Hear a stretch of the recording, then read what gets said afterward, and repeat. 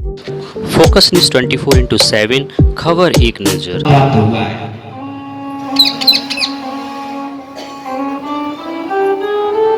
तो चाणक्य नीति कहती है राजा एकत्र देशे पूज्यते विद्वान सर्वत्र पूज्यते। राजा की तो केवल एक देश में पूजा होती है, लेकिन विद्वान की सब जगह पूजा होती है।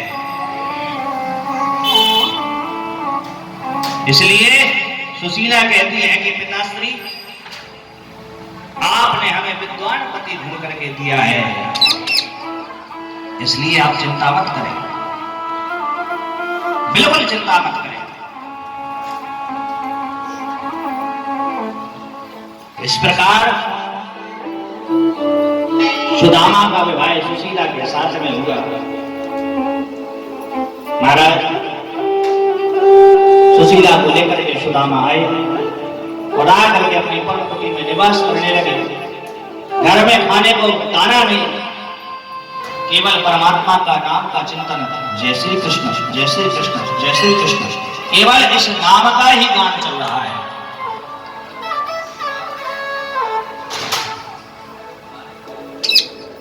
सुदामा को दरिद्र कहना ये गलत बात है। सुदामा गरीब है, और सुदामा को ये गरीबी मिली तो मिली कैसे?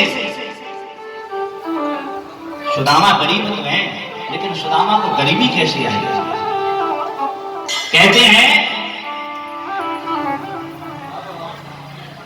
स्वामी गर्गाचार्य जी आश्रम के पास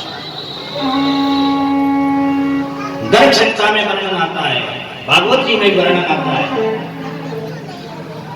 भागवत में ऐसा वर्णन नहीं है, अन्य ग्रंथों में, गर्ग संहिता में, ब्रह्म वैवर्त पुराण में और भी अन्य ग्रंथों में ऐसा वर्णन है कि महाराज भगवान जब सांदीपन मुनि के आश्रम में पढ़ने के लिए गए तो सांदीपन मुनि के आश्रम में वही भगवान श्री कृष्ण की सुदामा से मित्रता हुई। श्री कृष्ण की और सुदामा की मित्रता सांदीपन मुनि के आश्रम में हुई। वही आश्रम के नजदीक एक बूढ़ी माता रहती थी, नितांत गरीब थी वो बूढ़ी माता। घर में खाने के लिए अन्न का दाना नहीं, केवल एक पोटली में चने बांध करके रखती थी। जब मैया को भूख लगती थी तो 2 चने डाल करके पानी पी करके, जल पी करके महाराज अपना जीवन यापन करती थी। एक दिन रात्रि में कुछ चोर आए और आकर के महाराज चोरों ने क्या किया, उस मैया के घर में चोरी करने के लिए मैया के घर में प्रवेश कर गए और उन मैया के घर में चोरी के बहाने प्रवेश किया और सब जगह ढूंढा तो कुछ नहीं मिला। एक अलमारी में वो चने की पोटली मिल गई। चोरों ने समझा कि इसमें सोने के मोती रखे हुए हैं। चोर उस पोटली को चुरा करके लेकर के भाग खड़े हुए। मैया की आंख खुली तो मैया जोर जोर से चिल्लाई, अरे चोर है पकड़ो, चोर है पकड़ो।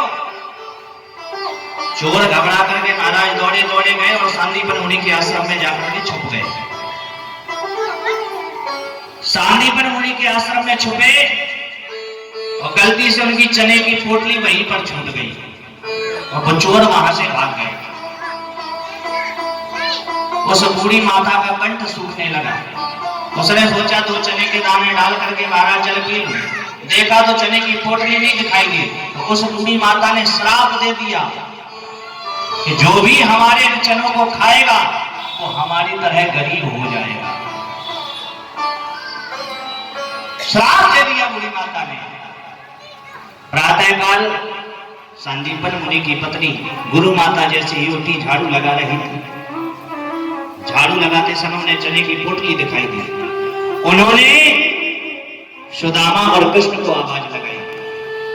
जैसे ही सुदामा जी पहुंचे तो गुरु माता ने सुदामा के हाथ में चने की पोटली पकड़ा दी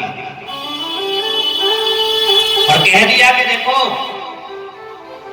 जंगल जाओ, जंगल से लकड़ी काट करके ले आओ, लगे तो ये चना दोनों लोग मिल बांट करके खा लेना। लेकिन शास्त्र कहते हैं ब्राह्मणों ब्रह्मवित्तमा, सुदामा जी ऐसे ब्राह्मण हैं कि ब्रह्मवित्तम हैं, ऐसे ब्राह्मण हैं ब्रह्मवित्तम हैं। ब्राह्मण नहीं फ्लाइट मोड में है, फ्लाइट मोड में। अच्छा वो हाँ, गाड़ी गाड़ी किनारे कर लो, गाड़ी की बात कम खड़ी। चाबी ले लो, चाबी। सुदामा जी त्रिकालदर्शी ब्राह्मण है। त्रिकालदर्शी, त्रिकालदर्शी, भूतकाल, भविष्यकाल और वर्तमान तीनों के ज्ञाता हैं सुदामा जी। ऐसा हम नहीं कह रहे, भागवत जी कह रही है, ब्राह्मणों ब्रह्मवित्तमा। त्रिकालदर्शी ब्राह्मण। सुदामा जी के हाथ में जैसे ही वो चने आए, मानो सुदामा जी को बोध हो गया ये चने जो है वो श्रापित हैं, ये श्रापित चने हैं। कृष्ण और सुदामा लकड़ी काटने के लिए जंगल गए और जंगल में जैसे ही कृष्ण वृक्ष पर चढ़ गए, लकड़ी को काटने लगे, जोर की बारिश होने लगी।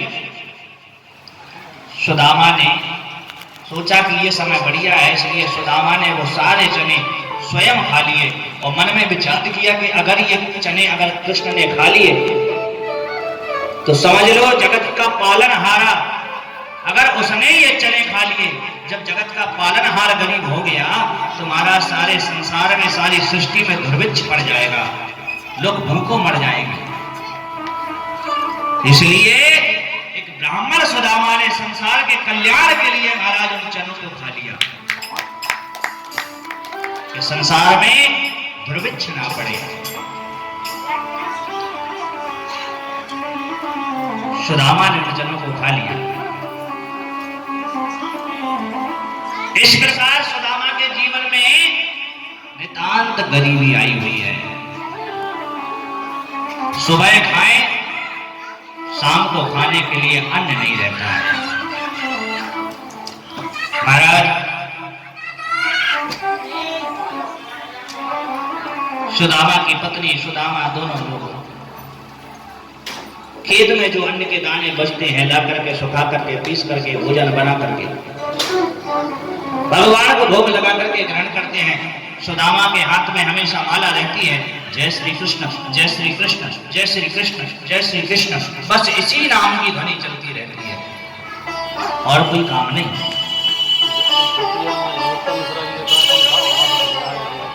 भगवान ने सोचा सुदामा तुमने बहुत हमारे लिए ये यातनाएं झेल ली हैं, अब मैं तुम्हें और दुखी नहीं देख सकता।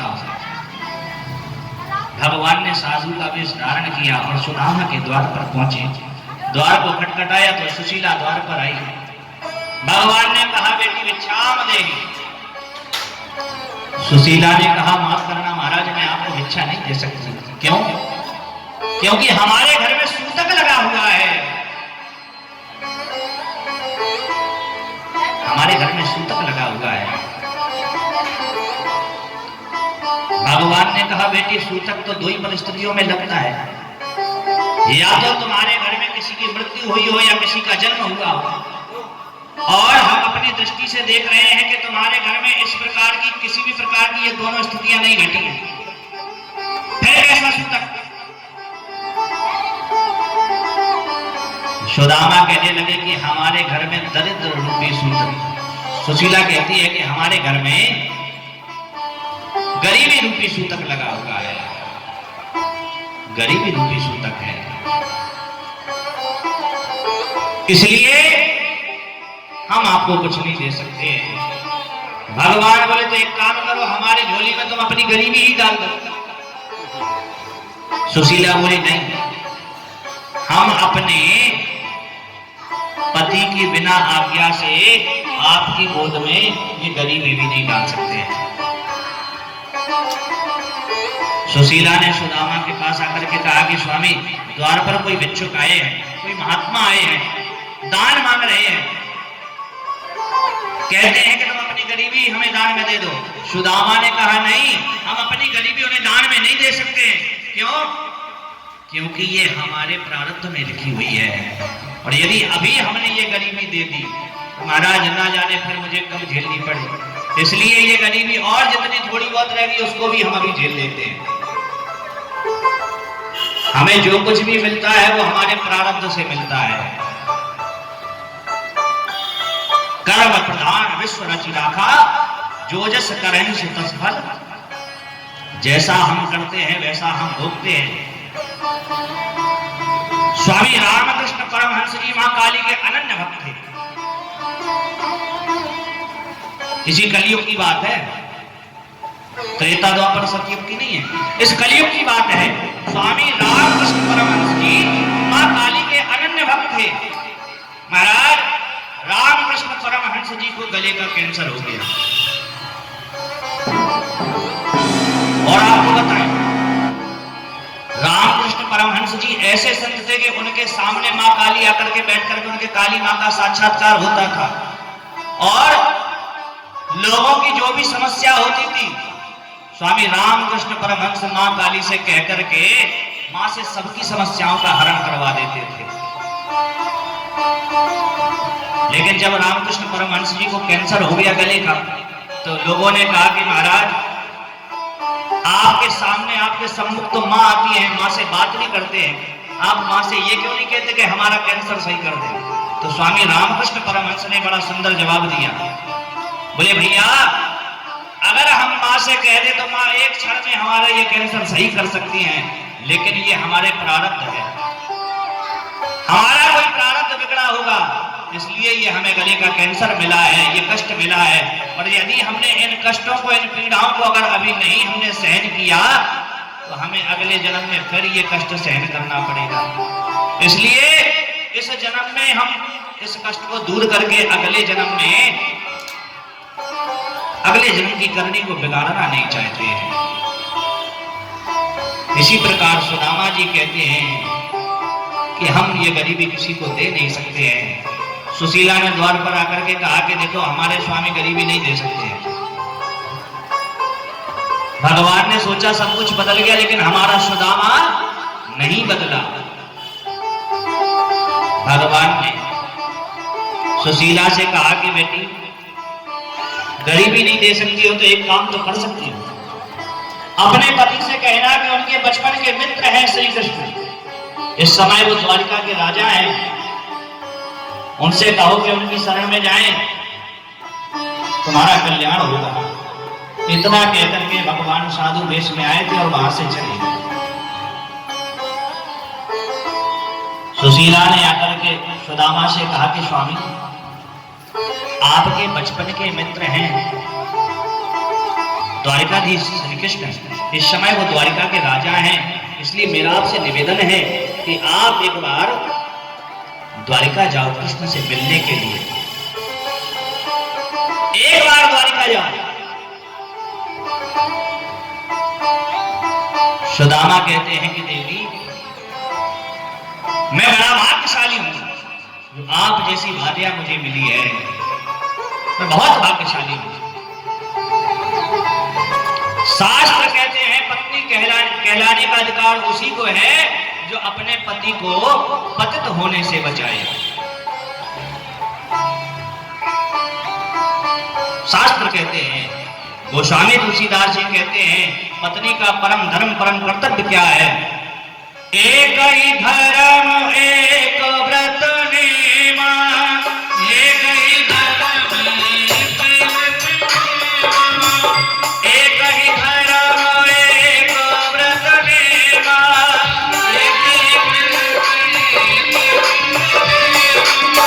काहे वचन बने पति पद प्रेमा, काहे वचन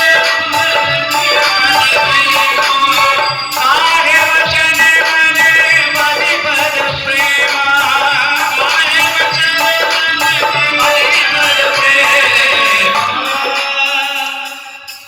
एक ही धर्म एक व्रत नेमा, एक धर्म को एक व्रत को पातिव्रत।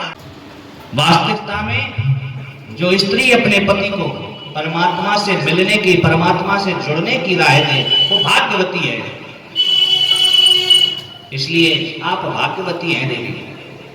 सुशीला को भी खाना है। सुशीला ने कहा कि एक बार आप मिल करके जाओ, हमारा कल्याण होगा। सुदामा ने कहा कि देवी मिलने तो मैं जा सकता हूं, लेकिन शास्त्र कहते हैं कि भगवान की कथा में बेटी के घर और मित्र के घर कभी खाली हाथ नहीं जाना चाहिए। भगवान की कथा में, मंदिर में, बेटी के घर में, मित्र के घर में कभी खाली हाथ नहीं जाना चाहिए, कुछ ना कुछ जरूर लेकर के जाए। यदि आपके पास पैसे का अभाव है, धन का अभाव है, भगवान स्वयं गीता में कहते हैं पत्रम पुष्पम फलम त्वयम्। अगर कुछ नहीं मिलता है तो भगवान कहते हैं पत्र को ही तोड़ करके ले आओ, पत्र नहीं मिलता है फल ले आओ, पुष्प ले आओ। भगवान को वो सहजता से स्वीकार है। लेकिन ये बात कब लागू है? जब आपके पास कुछ है नहीं, और यदि आपके पास सर्वस्व है तो फिर भी आप पत्र और पुष्प लेकर के आते हो, तो फिर भगवान भी पता है क्या सोचता है। सत्यनारायण भगवान की कथा आप लोगों ने सुनी होगी। जिस समय सेठ जी ने कहा कि महाराज हमारी नाव में केवल लते पत्ते भरे हुए हैं, और खूब धन भरा था, धन खूब था, लेकिन सेठ जी ने कह दिया कि हमारी नाव में लते पत्ते भरे हैं, भगवान ने भी कह दिया हे मस्तु, तुम्हारा वचन सत्य होगा, तुम्हारा कहना बिल्कुल सत्य होगा। और जब सेठ में साहूकार ने जाकर के नाव में देखा तो महाराज नौका लता पत्ता से भर गई। तो ऐसा नहीं करना, यदि आपके पास नहीं है तो वो पत्र लेकर के आए, वो पत्र आपका द्रव्य बन जाएगा।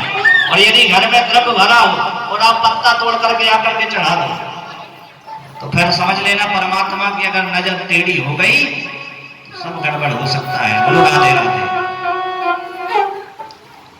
इसलिए सुदामा जी कहते हैं देवी हमारे घर में एक साबुत दाना नहीं है जो हम अपने मित्र कृष्ण के पास लेकर के जा सके। सुशीला बोली आप चिंता मत करो, आप स्नान करके आओ। तो सुशीला गुणों की खान है महाराज। जिस वस्त्र से घर में पोंछा लगाया करती थी उस वस्त्र को धुला, 4 जगह से फटा हुआ था, धागे से गूंथ करके सिल करके महाराज उस वस्त्र में 5 घरों में गई और जाकर के एक मुट्ठी चावल लेकर के आई। 4 मुट्ठी चावल लेकर के आकर के उस महाराज कपड़े की पोटली में रखा। अब देखो सुशीला ने फटा हुआ कपड़ा ही क्यों चुना? पड़ोस से कह देती कि भैया एक गीता का कोई कपड़ा दे दो, तो क्या कोई पड़ोसी देता? नहीं, सब दे देते। ईमानदारी से बताना, अगर आपका पड़ोसी आ जाए और कह दे कि भैया 4 मुट्ठी चावल दे दो, तो क्या आप नहीं देंगे? सहजता से दे देंगे।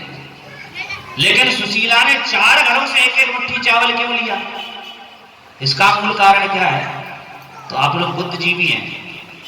4 घरों से एक मुट्ठी चावल जब आएगा, देखो किसी के घर में बासमती आता है, किसी के घर में रामभोग आता है, किसी के घर में ये आता है कौन सा कंट्रोल वाला, फुल राधे राधे। तो जब 4 घरों के चावल एक साथ रखे जाएंगे तो उस चावल में भिन्नता नजर आ जाएगी।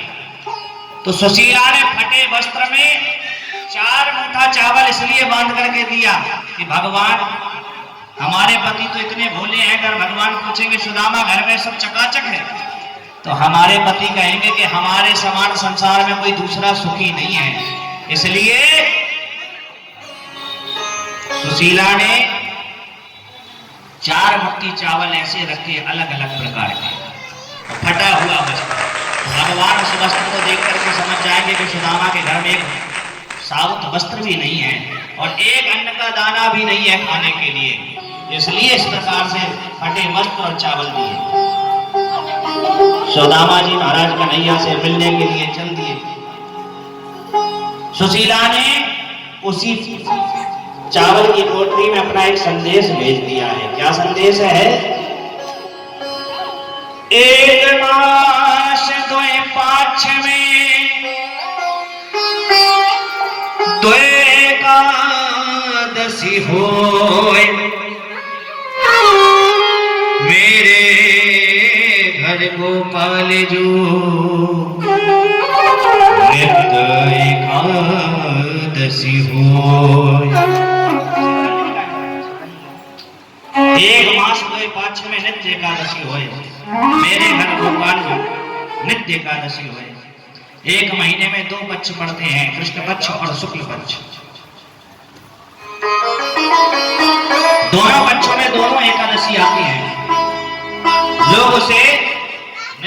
व्रत करते हैं, घर में भोजन नहीं बनता है, लेकिन गोपाल आपकी कृपा से हमारे घर में नित्य एकादशी मनाई जाती है।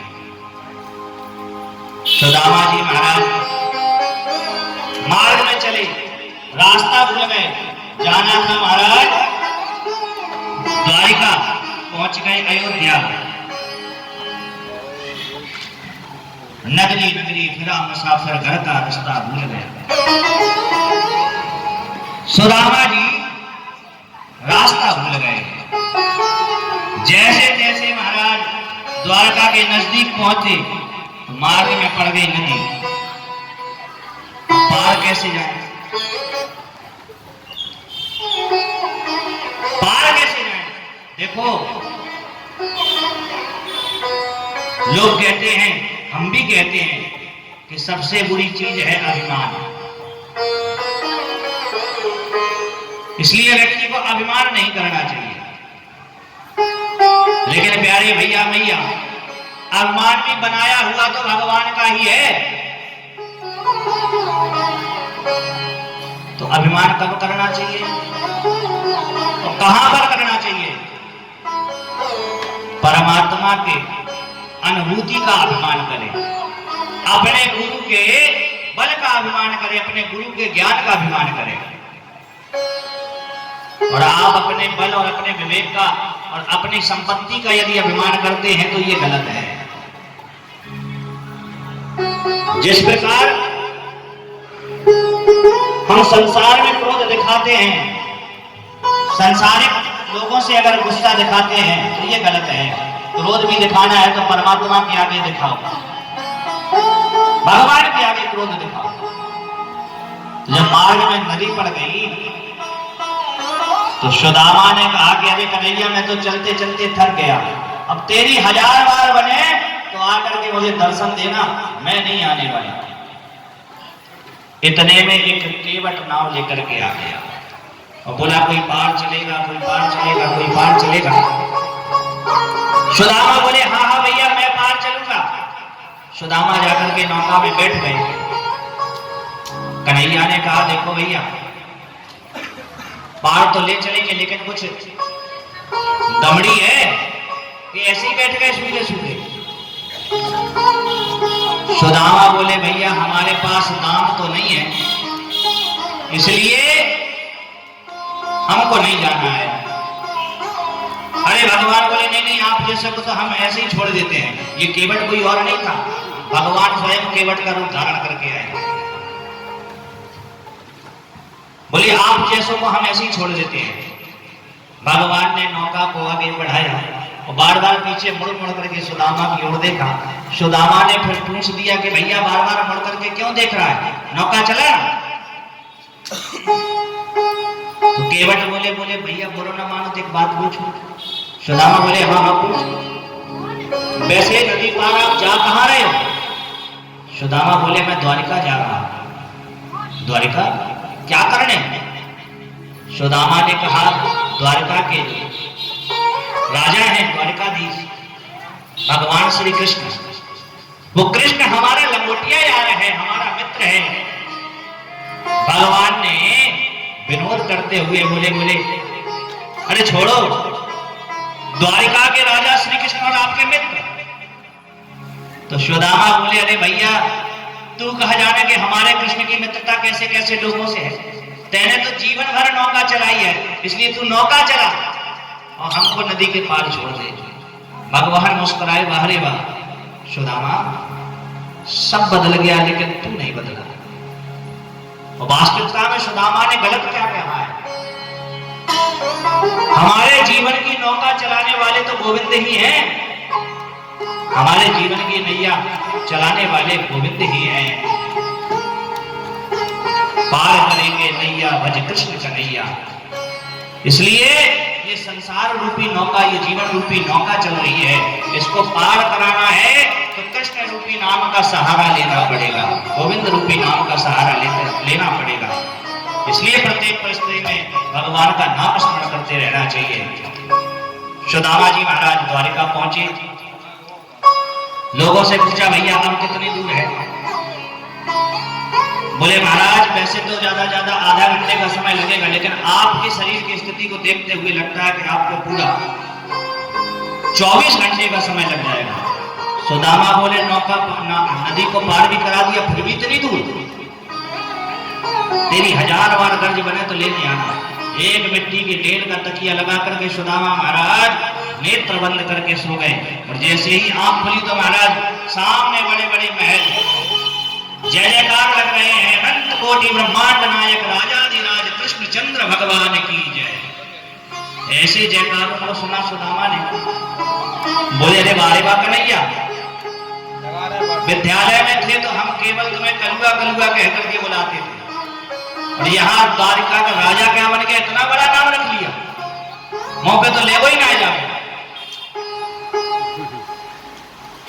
लोगों से पूछा भैया ये कौन सी नगरी है, कौन सी नगरी है? तो लोग बोले भैया द्वारकापुरी 6, गुजरात में है कुछ 6 बोलते हैं। सुदामा ने कहा यो एक और समस्या, अब 6 द्वारिका में हमें कैसे पता चले कि कृष्ण की द्वारिका कौन सी है? तो लोग बोले भैया 6 नहीं, यही द्वारकापुरी 6। तो सुदामा समझ गए कि ये कह रहे हैं कि यही द्वारकापुरी है, लेकिन ये है कुछ 6 भूल रहे हैं। देखो कई नाटकों में, कई भजनों के द्वारा दिखाते हैं कि महाराज जब सुदामा कृष्ण के द्वार पर पहुंचे तो द्वारपालों ने धक्के देकर के उन्हें गिरा दिया, धक्के देकर के भगाया। आप लोग बुद्धिजीवी हैं, भगवान श्री कृष्ण शांति दूत हैं, और ईमानदारी से बताना, जिस राज्य का राजा शांति दूत हो तो क्या उसकी प्रजा आपके साथ अभद्रता का बर्ताव कर सकती है? कभी नहीं कर सकती है। क्या उनके दूत आपके साथ अभद्रता का बर्ताव कर सकते हैं? कभी नहीं कर सकते हैं। जिसके यहाँ पर ब्राह्मण पूजनीय है, उसके दरवाजे पर ब्राह्मण को कोई धक्का दे करके भगाए, क्या ये भगवान बर्दाश्त कर सकते हैं? कभी नहीं कर सकते हैं। तो इस प्रकार के नाटक और कृत्य दिखाना ये केवल निंदनीय है, यह अपराध है। इसलिए सुदामा जी महाराज को द्वारपालों ने कहा कि महाराज अभी अभी हमें पता चला है कि अभी अभी हमारे पुरुष शयन कक्ष में गए हैं, लेकिन यदि हमें सूचना अंदर जाकर के देते हैं और महाराज अगर मिलने को तैयार हो गए तो हम उन्हें सूचना देते हैं। द्वारपाल सीधे अंदर गए और जाकर के महाराज द्वारपालों ने भगवान को सूचना दी कि भगवान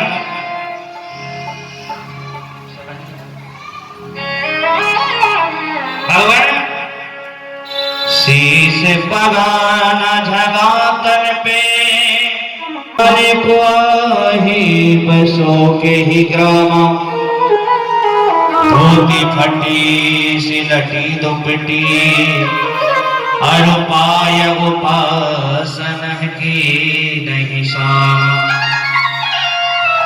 द्वार खड़ो तुझे दुर्बले रहो चकिसो वसुधा अभिराम, और पूछत दीन दयाल को नाम, बतावते अपनो नाम सुदामा, पूछत दीन दयाल को धाम, बतावते अपनो नाम सुदामा।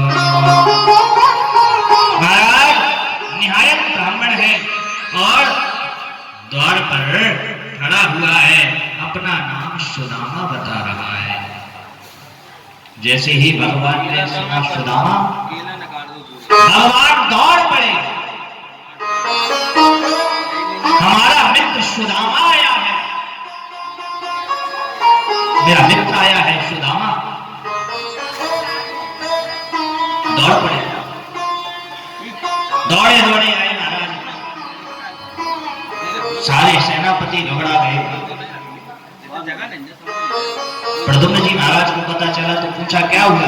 बोले महाराज मालूम नहीं, मैंने तो केवल एक नाम लिया सुदामा, भगवान दौड़ पड़े हैं, बाजूबंद कहीं गिरा है, चरण में पाठवा नहीं है, दौड़े दौड़े आ रहे हैं भगवान। सुदामा ने देखा कि भगवान को आने में समय लग रहा है, भगवान नहीं आ रहे। सुदामा के मन में भावना आई कि शायद भगवान द्वारकाधीश हो गए होंगे तो सोचा होगा कोई सुदामा क्या मिले। सुदामा लौटने लगे, भगवान श्री कृष्ण दौड़े दौड़े आए, देखा तो द्वार पर सुदामा नहीं दिखाई दिए। जोर जोर से आवाज लगाई, सुदामा सुदामा कहां हो मित्र। लोगों ने कहा कि महाराज भी यही निकल गए, मार्ग में आगे गए। जैसे ही मार्ग में देखा सुदामा को, भगवान ने आवाज लगाई, अरे मित्र सुदामा। सुदामा ने पीछे मुड़ करके देखा, रे कन्हैया। दौड़ करके आए और आकर के अंत में लिपट लिया। भगवान के नेत्रों से अश्रु आ गए। भगवान बोले, अरे सुदामा, क्या तुम्हें हमारे मित्रता पर क्षणिक मात्र भी विश्वास नहीं था? हमारे मित्रता पर क्षणिक मात्र भी भरोसा नहीं था, जो तुम महल के द्वार से ही लौट करके आ गए? सुदामा बोले, नहीं मित्र, मैंने सोचा कहां तू द्वारिका का राजा और कहां मैं निहायत गरीब, हम दोनों की बराबरी कैसे हो सकती है, इसलिए प्रभु मैं लौट करके जा रहा था। भगवान बोले, सुदामा मित्र, ये तुमने सोचा कैसे? आज मैं जो कुछ भी हूं, आप ब्राह्मणों के प्रताप से हूं। आज जो कुछ भी हूं, आप ब्राह्मणों की कृपा से हो। जो कुछ भी हूं, आपके आशीर्वाद से हो। विप्र प्रसादाद धरणीधरोऽहं, विप्र प्रसादाद कमलावरोऽहं, विप्र प्रसादाद अजित जितोऽहं, विप्र प्रसादाद मम राम नाम। आज आप ब्राह्मणों के प्रताप से ही हमें ये ऐश्वर्य प्राप्त हुआ है। यहाँ तक कि आप ब्राह्मणों के ही आशीर्वाद से हमारा नाम राम है, हमारा नाम कृष्ण है, और जो हमारे नाम की महिमा है वो आप ब्राह्मणों के प्रताप से ही है। इसलिए आपने ये कैसे सोच लिया कि हमारी आपकी बराबरी, और वास्तविकता में हमारी आपकी कोई बराबरी नहीं है। हम तो आपके चरणों के दास हैं। ब्राह्मण हमारे मुकुटमणि, मैं चरणों को दास, ऐसी भगवान की भावना। भगवान सुदामा को लेकर के आए, महल में आकर के राजगद्दी पर बिठाया और अपने नेत्रों के अश्रुओं से भगवान के चरणों को धोने लगे। देख सुदामा की दीन दशा, करुणा करके करुणानिधि रोए, और पानी पर आते को हाथ छुओ नहीं, नैनन के जल सो पग धोए। नैनों के जल से महाराज पगों को धोया है। रुक्मणी जी पंखा झल रही है, सारी माताओं ने, भगवान ने सारा किया, प्रणाम करो ये ब्राह्मण है। एक एक करके सब प्रणाम करने आई। मैं रुक्मणी प्रणाम करती हूँ। सुदामा जी बोले, देवी जी सौभाग्यवती रहो। महाराज मैं कालिंदी प्रणाम करती हूँ, देवी जी सौभाग्यवती रहो। महाराज मैं जामवती प्रणाम करती हूँ, देवी जी सौभाग्यवती रहो। मैं मित्रवंदा प्रणाम करती हूँ, देवी जी सौभाग्यवती रहो। मैं नग्नजिति प्रणाम करती हूँ, देवी जी सौभाग्यवती रहो। मैं सत्यभामा प्रणाम करती हूँ, देवी जी सौभाग्यवती रहो। मैं लक्ष्मणा प्रणाम करती हूँ, देवी जी सौभाग्यवती रहो। इस प्रकार कहते कहते जब तकरीबन 100-150 माताओं को आशीर्वाद दिया, सुदामा का हाथ थक गया। सुदामा ने कन्हैया से कहा, कन्हैया इधर आओ। कन्हैया बोले, क्या है?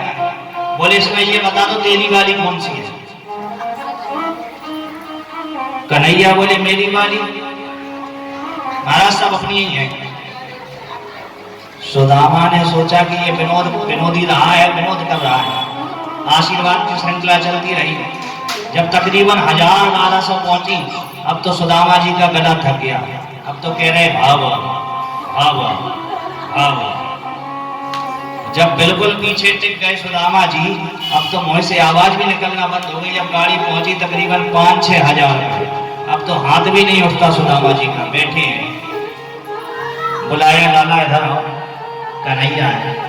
साची साची बताओ तेरी वाली कौन सी है? कन्हैया बोले, इधर से लेकर उधर तक जहां तक नजर जा रही सब अपनी है। सुदामा बोले, ऐसे कितनी कर राखी तेने? भगवान बोले, 16,108। सुदामा बोले, जब 4-6 हजार में हमारी ये हालत है तो सबको आशीर्वाद देंगे तो हम यहीं से दार जाएंगे। एक काम कर, सबके बदले तू ही हमारे प्रणाम करेगा, सबसे बदले मैं तेरे को ही सबका आशीर्वाद दे दूंगा, तो ही प्रणाम कर। तो भगवान ने ही सुदामा को प्रणाम किया। भगवान ने कहा सब सौभाग्यवती हो, सबको आशीर्वाद दे दिया। आशीर्वाद इत्यादि कार्यक्रम हुआ। भगवान ने सुदामा का बड़ा भव्य स्वागत किया। और जब सुदामा चलने को हुए तो महाराज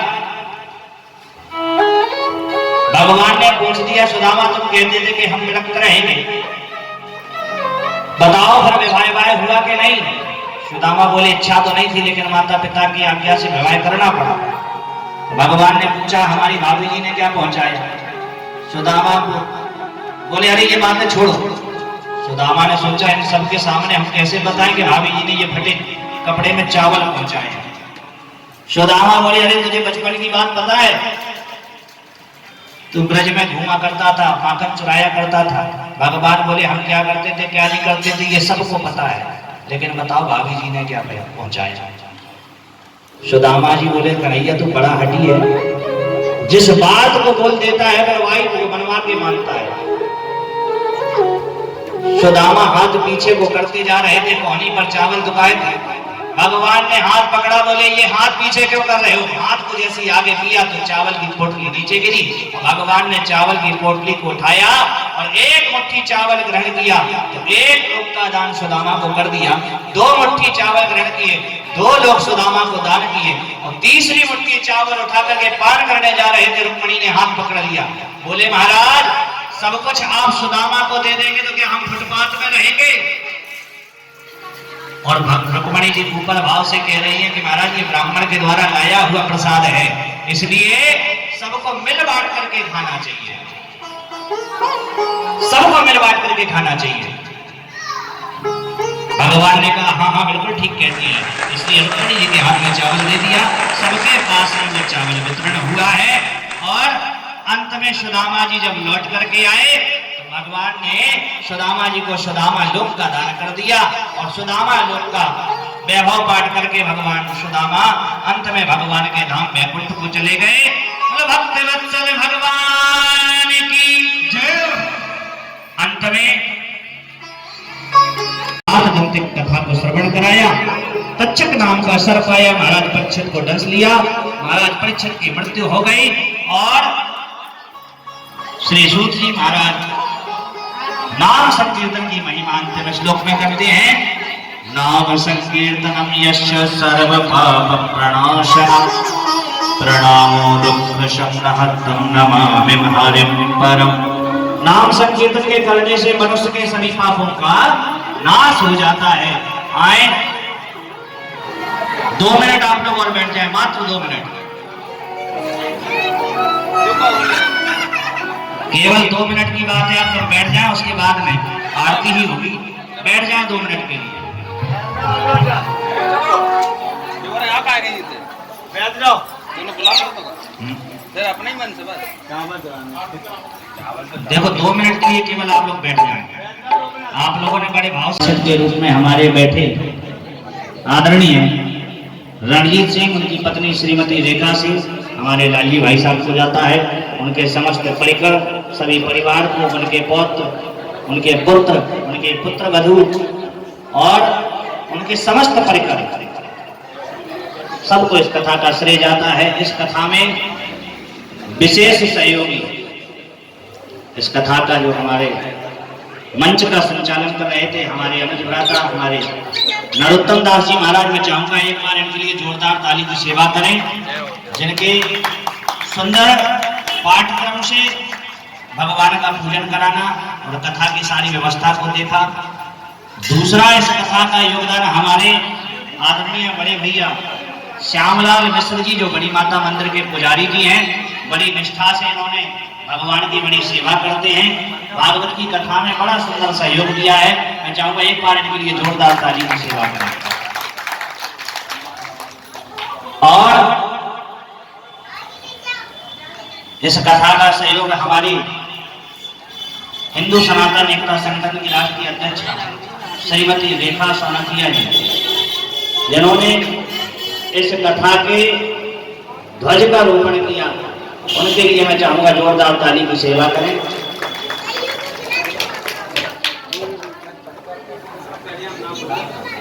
हाँ, आगे का क्रम हमारे नरोत्तम भैया जी बोलते जाएंगे और जो जो जिन जिन का नाम बोलता जाए वो मंच पर आते जाए, उनका सम्मान होता जाए। महाराज श्री से उड़ करके आशीर्वाद लें। माताएं करके बैठ जाएं। और इसके बाद जो मंदिर की सफाई में लगे रहते हैं सुभाष राम प्रसाद सोनी, वो भी यदि मौजूद हो तो आए, महाराज श्री का आशीर्वाद प्राप्त करें। श्री कृष्णा सोनी, यश सोनी, श्यामलाल जी तो आई गए हैं। और हमारी माता जी की दिन रात सेवा करने वाली, साफ सफाई की व्यवस्था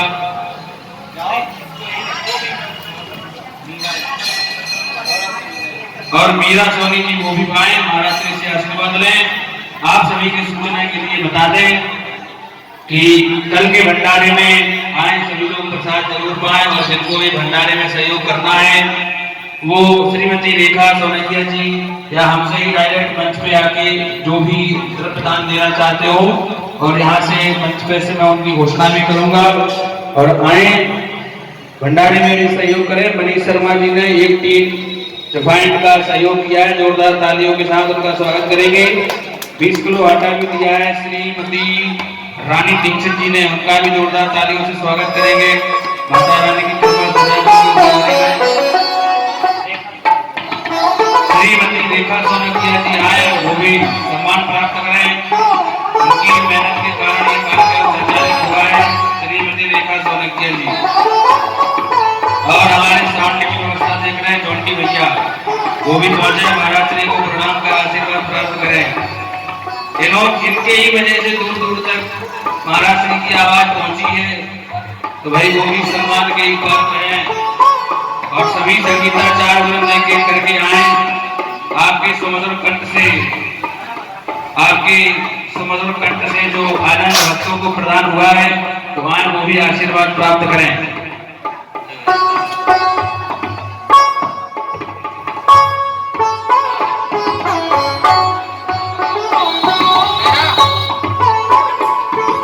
श्रीमती रानी दीक्षित जी वो भी आए, महाराज श्री से आशीर्वाद प्राप्त करें। बहुत ही लोगों ने इस कार्यक्रम में सहयोग प्रदान किया है। साइड से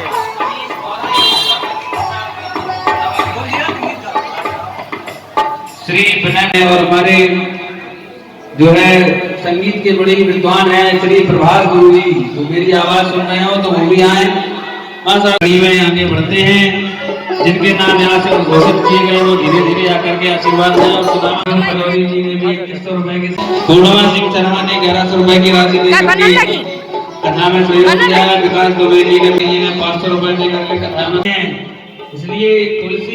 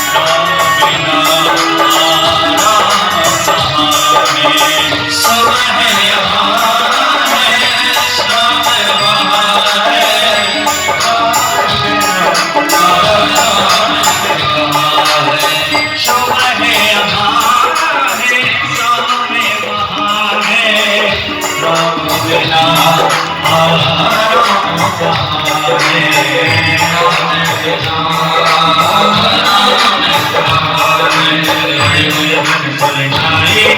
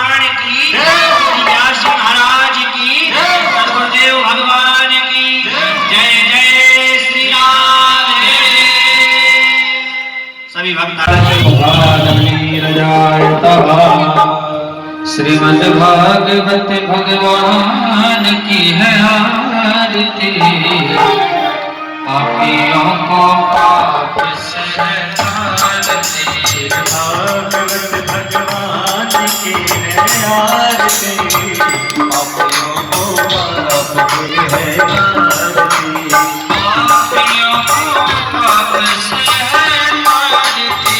पापियों को पाप से है आरती,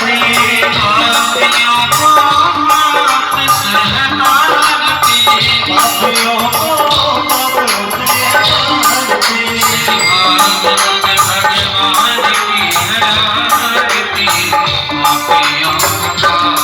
से है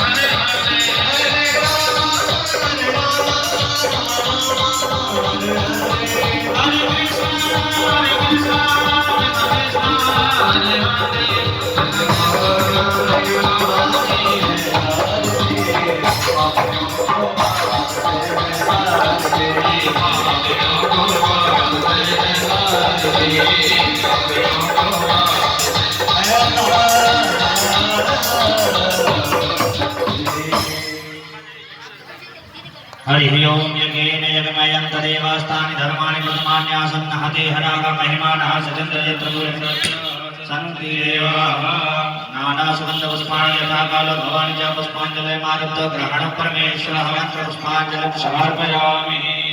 बोलिए सद्गुरु भगवान की जय। और विशेष सूचना सभी लोग आरती लेकर के जिन्होंने 7 दिनों तक व्यास पीठ का या व्यास श्रीमद् भागवत महापुराण का पूजन न कर पाया हो, वो एक एक करके आते जाएं, प्रणाम करते जाएं व्यास भगवान को, व्यास पीठ को, और आरती सभी को दे दें। सभी लोग धीरे धीरे से भगवान की आरती को लें।